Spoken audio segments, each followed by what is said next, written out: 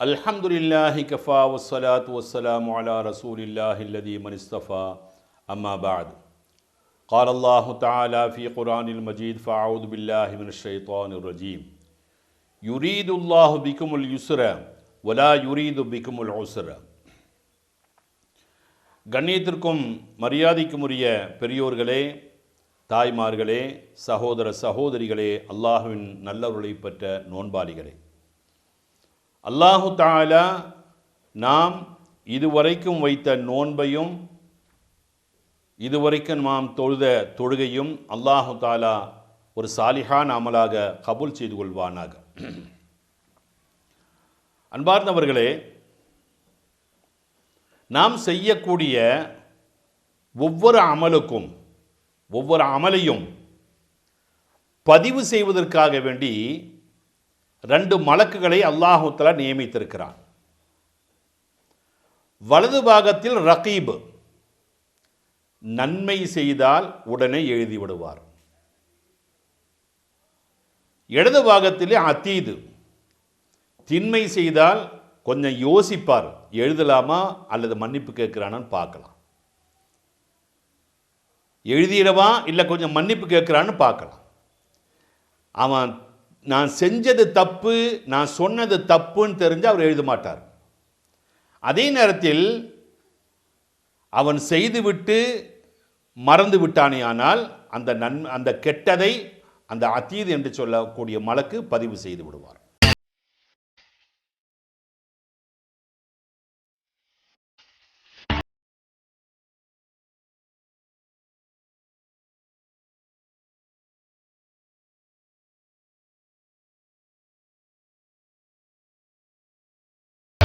UK Clothes and Garments Manufacturing and Wholesale Distributor, Chittoor Road, Koduvayur. Wholesale business only.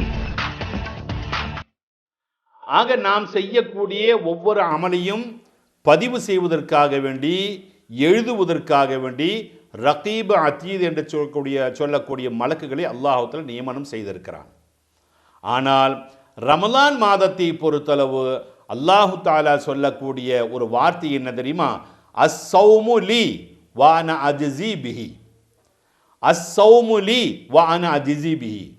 அடியான் எனக்காக வேண்டியே நோன்பு வைக்கிறான். ஆகவே அந்த நோன்புக்கு என்ன கூலி கொடுக்க வேண்டும் என்பதை நானே தீர்மானித்து நானே கூலி கொடுக்கிறேன். இது அல்லாஹு தஆலா சொல்லக்கூடிய ஒரு வார்த்தையை ரசூலுல்லாஹ் நமக்கு சொல்லித் தருகிறார். ஆகவே அடியான் எனக்காக வேண்டியே நோன்பு வைக்கிறான், யாராருக்கு எவ்வளவு கூலி கொடுக்க வேண்டும் என்பதை அல்லாஹு தஆலா தீர்மானிக்கிறான். காரணம், எல்லாருடைய நோன்பு அல்ல, பல பேருடைய நோன்பே அல்ல, பல பேர்கள் நோன்பு வைத்தும் பிரயோஜனமே இல்லை, இப்படியெல்லாம் இருக்கிறது.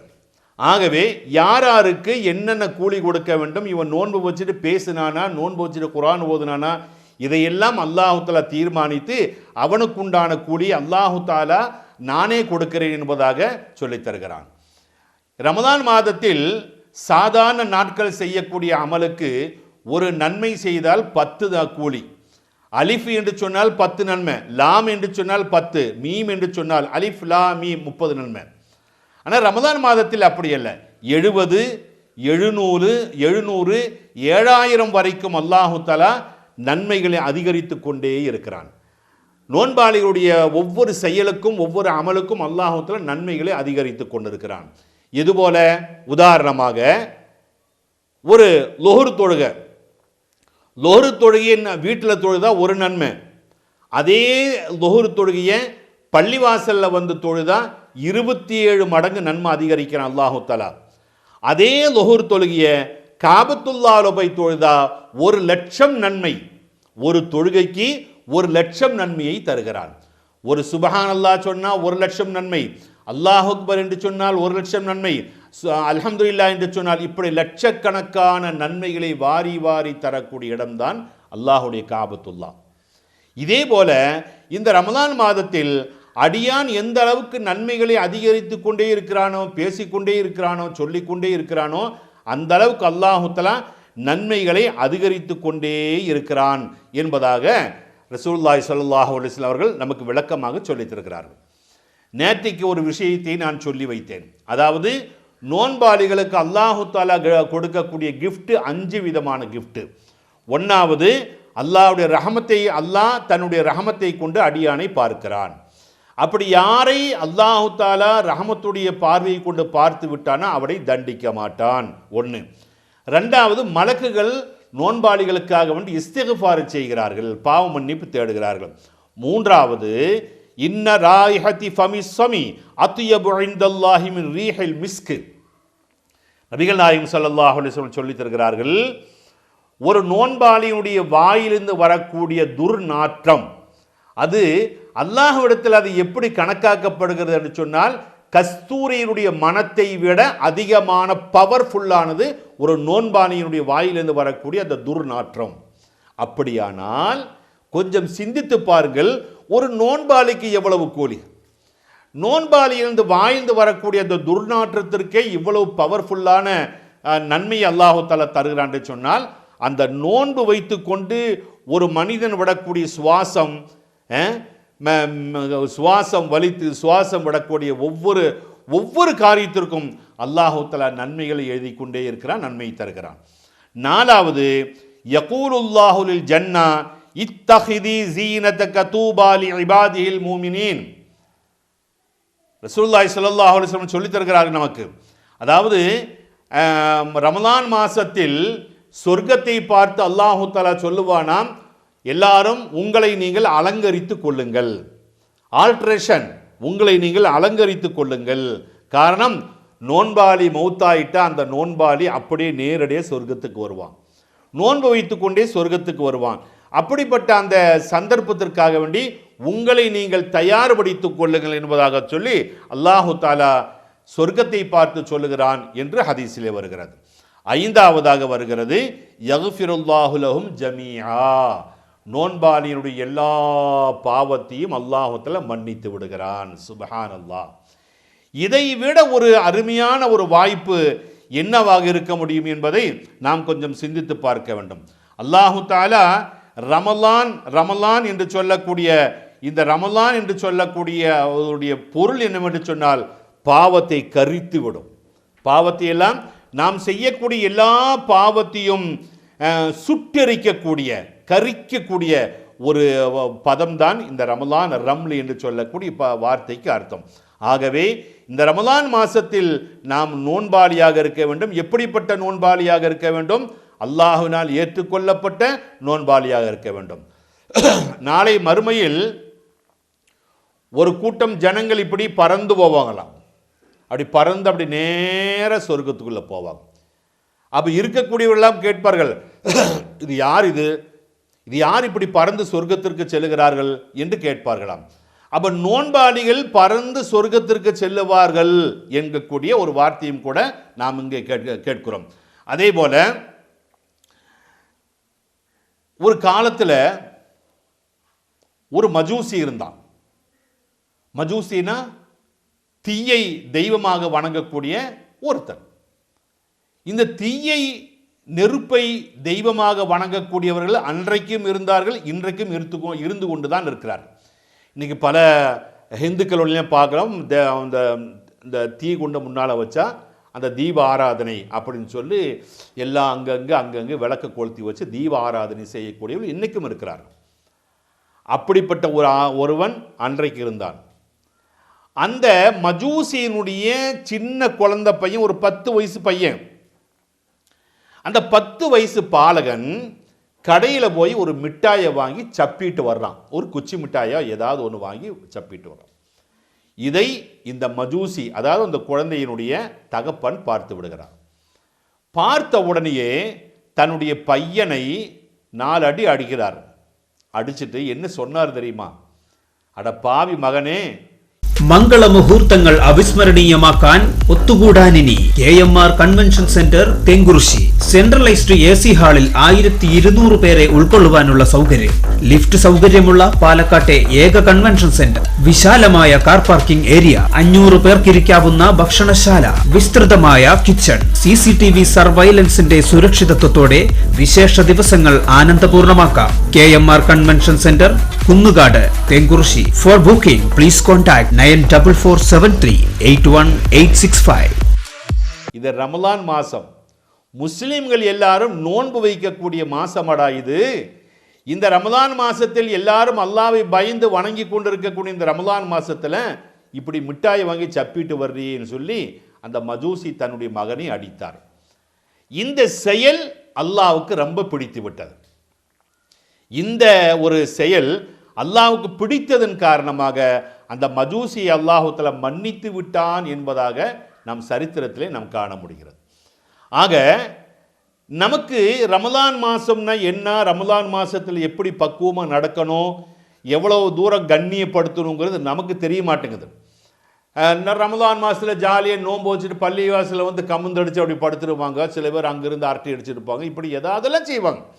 ஆனால் இந்த ரமலான் மாதத்தை எப்படி கண்ணியப்படுத்தணுங்கிறது பெரும்பாலான பேர்களுக்கு தெரிவது கிடையாது. ஒரு விஷயத்தை நல்லா புரிந்து கொள்ளுங்கள். என்ன தெரியுமா, அல்லாஹு தஆலா இந்த ரமலான் மாசத்துல நம்ம கூட இருக்கக்கூடிய ஷைத்தான் இருக்கிறானா இல்லையா, நம்ம கூட ஒரு ஷைத்தானும் இருக்கிறான், ஒரு மலக்கும் இருக்கிறார். அல்லாஹு தஆலாவுடைய ஏற்பாடு அது. ஒரு மனிதன் பிறந்து விட்டால் அவனுடைய உடம்பில் ஒரு மலக்கையும் ஒரு ஷைத்தானையும் அல்லாஹு தஆலா ஏற்பாடு செய்து விடுகிறான். இந்த ஷைத்தான், நம்ம கூட இருக்கக்கூடிய ஷைத்தான் நம்ம பார்த்து, நம்மளுடைய நோன்பை பார்த்து, நம்முடைய இபாதத்தை பார்த்து, நம்முடைய தராவிய தொழுகையை பார்த்து, நம்ம கொடுக்கக்கூடிய சதக்காவை பார்த்து ஷைத்தான் கேவலப்படணும்.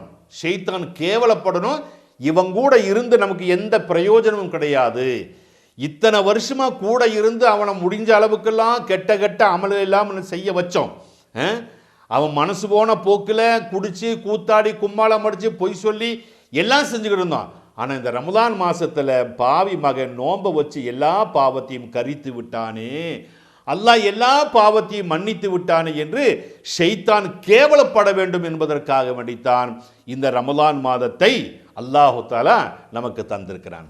ஆகவே ரமலான் மாசத்தை, ரமலானுடைய நோன்பை சாதாரண ஒரு நோன்பாக நாம் எடை போடக்கூடாது. பாருங்க, ரமலான் மாசத்தை பற்றி சொல்றது அஸ்ஸௌமுல் அவாம், அஸ்ஸௌமுல் ஹவாஸ், வஸ்ஸௌமுல் ஹவாசுல் ஹவாஸ். 3 விதமான நோன்புகள் இருக்கிறது. 3 விதமான நோன்புகள் இருக்கிறது. சில பேர்கள் வாயில வந்த தேவையில்லாத வார்த்தை எல்லாம் பேசி பேசி பேசியே நோன்பை வீணாக்கி விடக்கூடியவர்கள் இருக்கிறார்கள். ரசூலுல்லாஹ்வுடைய காலத்தில் 2 பெண்கள் நோன்பு வைத்துக்கொண்டு மயங்கி விழுந்து விட்டார்கள். என்னவாக இருக்குமோ ஏதுவாக இருக்குமோ என்று சொல்லி ரசூலுல்லாஹ்விடத்தில் நேரடியாக வந்து சொன்ன பொழுது அந்த மயங்கி விழுந்த 2 பெண்களுடைய வாந்தி எடுத்து 2 பாத்திரத்தில் கொண்டு 2 பேரோடு 2 பாத்திரத்தில் கொண்டு வாங்க என்று சொன்னார்கள்.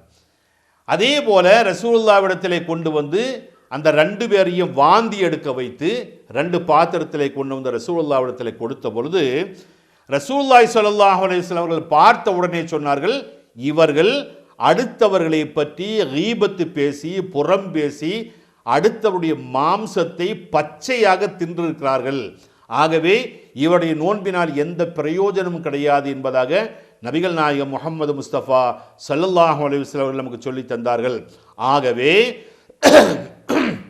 நோன்பு வைத்துக்கொண்டு தேவையில்லாத வார்த்தைகளை பேசக்கூடாது, அடக்கி பேச வேண்டும், தேவையாகத்தான் பேச வேண்டும், அல்லாமல் ஒரு வார்த்தை நம்முடைய வாயிலிருந்து வந்துவிடக்கூடாது. 1. 2வது, நோன்புன்னு சொன்னால் பசியோடு இருக்கிறது, தாகத்தோடு இருப்பது, எங்கக்கூடிய அந்த விஷயத்தையும் மறந்துருங்க. நோன்பு என்பது அதாவது இபாதத். நோன்பு என்பது இபாதத். காலையில் இருந்து சாயங்காலம் வரைக்கும் நம்ம இபாதத்து செய்து கொண்டிருக்கிறோம் என்று தான் நினைக்க வேண்டுமே தவிர, இபாதத்து செய்து கொண்டிருக்கிறோம் என்கக்கூடிய எண்ணம் நம்முடைய மனதிலே வந்துவிட்டது என்று சொன்னால் தவறாக பேச மாட்டோம், தேவையில்லாத பேச மாட்டோம், தேவையில்லாத பார்க்க மாட்டோம். உதாரணமா அல்லாஹு அக்பர் அப்படின்னு தக்பீர் கட்டிட்டோம். அல்லாஹ் அக்பர் தக்பீர் கட்டிட்டா இந்த உலகத்துடைய சிந்தனைகள் எதுவும் வரக்கூடாது, சாப்பிடக்கூடாது, தண்ணி குடிக்கக்கூடாது, வேறு எந்த சிந்தனையும் வரக்கூடாது, அல்லாஹ்வை பற்றி தான் மட்டும்தான் யோசிக்க வேண்டும். முன்னால் அல்லாஹ் நம்மை பார்த்து கொண்டிருக்கக்கூடிய எண்ணத்திலே ஓத வேண்டும், திக்ருகள் செய்ய வேண்டும். இது மட்டும்தான் இருக்கணுமே தவிர வேற எதுவும் தொழுகையிலே இருக்கக்கூடாது. இதே போலதான் காலை முதல் மாலை வரை நோன்பு என்பது ஒரு இபாதத்து. அந்த இபாதத்தில் இருக்கின்ற பொழுது தேவையில்லாத வார்த்தைகளை பேசக்கூடாது, தேவையில்லாத செயல்களை செய்யக்கூடாது என்கக்கூடிய எண்ணம் நம்முடைய மனதிலே வர வேண்டும். இன்னொரு விஷயத்தையும் கூட புரிந்து கொள்ள வேண்டும். உலகத்தில் இருக்கக்கூடிய அத்தனை முஸ்லிம்களும் லா இலாஹ இல்லல்லாஹ் முஹம்மது ரசூலுல்லாஹ் என்று சொல்லி கலிமா யாரெல்லாம் சொல்லியிருக்கிறார்களோ அவர்கள் பூராமே அவர்கள் மீது நோன்பு கடமையாக்கப்பட்டிருக்கிறது. பாவங்களுக்கு மட்டுமோ அல்லது நடுத்தரவாதிகளுக்கு மட்டுமோ அல்ல, உலகத்தில் இருக்கக்கூடிய அத்தனை முஸ்லிம்களுக்கும் கடமையாக்கப்பட்டதுதான் இந்த ரமலானுடைய நோன்பு. நோன்பு வைப்பதனால் மனிதனிடத்தில் என்ன ஏற்படுகிறது, என்ன மாற்றங்கள் ஏற்படுகிறது என்று சொன்னால், முதலாவதாக கர்வம் குறைகிறது. கர்வம் குறைகிறது. நான்கக்கூடிய கௌரவம், நான்கக்கூடிய அகம்பாவம் அது குறைகிறது. பசி என்றால் மனிதன் உணர்கிறான். பசி என்றால் என்ன, எப்படி பசிக்கும், பசிச்சால் என்ன நடக்கும் என்பதை மனிதன் உணர்ந்து பசியாளிக்கு பசியை தீர்க்க வைக்கிறான். பசியாளிகளுக்கு ஏதாவது அவனால் முடிந்ததை கொடுக்கிறான். அதனால்தான் ரமலான் மாதத்தில் பார்த்தீங்கன்னு சொன்னால் வாரி வாரி வாரி வாரி வாரி வாரி சுப்ஹானல்லாஹ் எந்த அளவுக்கு கொடுக்க முடியுமோ அந்த அளவுக்கு வாரி கொடுத்து கொண்டே இருக்கிறார்கள். ஆகவே ரமலானுடைய கௌரவத்தை, ரமலானுடைய சிறப்பை, ஃபலாயிலை புரிந்து நாம் நோன்பு வைக்க வேண்டும். அல்லாஹு தஆலா நாம் செய்யக்கூடிய எல்லா அமலையும் கபூல் செய்து கொள்வானாக. இன்ஷா அல்லாஹ் மீண்டும் நாளை உங்களை சந்திக்கின்ற வரை அஸ்ஸலாமு அலைக்கும் வரஹ்மத்துல்லாஹி வபரகாத்துஹு.